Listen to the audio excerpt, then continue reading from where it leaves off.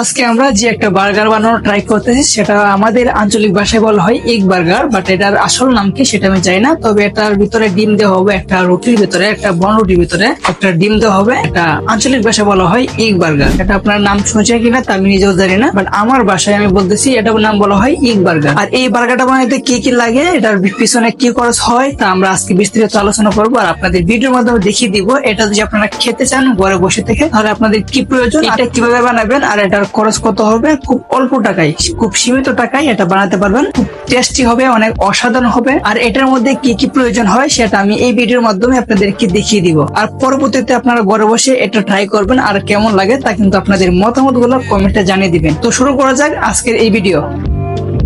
প্রথমে আমরা 4টা ডিম সিদ্ধ করে নিচ্ছি। তো এখানে দেখতে পাচ্ছেন 4টা ডিম আছে।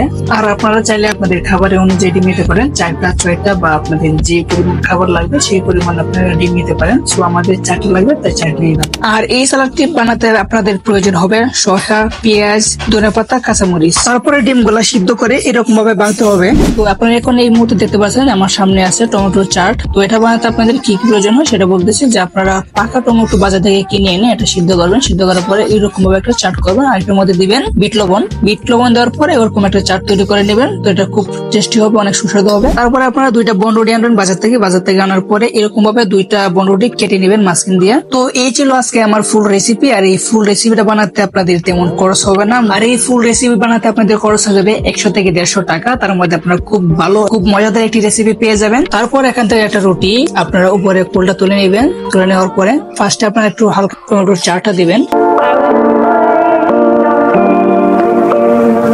তারপরে আপনারা এরকম ভাবে পেঁয়াজ গুলো দিয়ে দিবেন চারিদিক দিয়ে।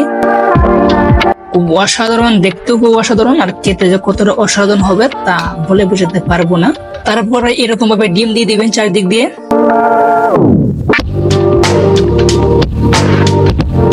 উপরে হালকা করে কাঁচামরিচ দিয়ে দিবেন। আর আপনারা যদি যেরকম ভাবে জাল খেতে চান, জাল যদি বেশি প্রয়োজন হয় বেশি কাঁচামরিচ দিবেন, আর যদি কম প্রয়োজন হয় তাহলে কম দিবেন। আর আমি একটু জাল বেশি খাই সেই জন্য একটু কাঁচামরিচ বেশি দিলাম। তারপরে একটু হালকা করে ধনেপাতা দিয়ে দিবেন উপরে। তারপর উপরে হালকা করে আর একটু টমেটোর চাটটা দিয়ে দিবেন। এখন শেষ হয়ে গেল। তারপর আমরা হালকা করে আবার ডেকে দিব এটা। তো এই মুহূর্তে হয়ে গেছে একটি বার্গার। তো এখন আমি ট্রাই করব যে এটা সুস্বাদু কিরকম হয়েছে। তো শুরু করা যাক। খুব অসাধারণ, মানে বলে ভাষা বোঝাতে পারবো না কতটা সুস্বাদু হয়েছে। দেখেন গাইস, ভিতরে দেখতে যেরকম সুস্বাদু, খাই তো তার থেকে বেশি সুস্বাদু। Fantastic fantastic. তবে গাইস জাল একটু বেশি হয়ে গেছে, জালের তাপমাত্রা বলে বোঝার মতো না। তো এই ছিল আজকের এই ভিডিও। তো ভিডিওটা কেমন হয়েছে তা আপনাদের মতামত গুলো কমেন্টে জানিয়ে দিবেন। সবাই ভালো থাকবেন, সুস্থ থাকবেন। আল্লাহ হাফেজ।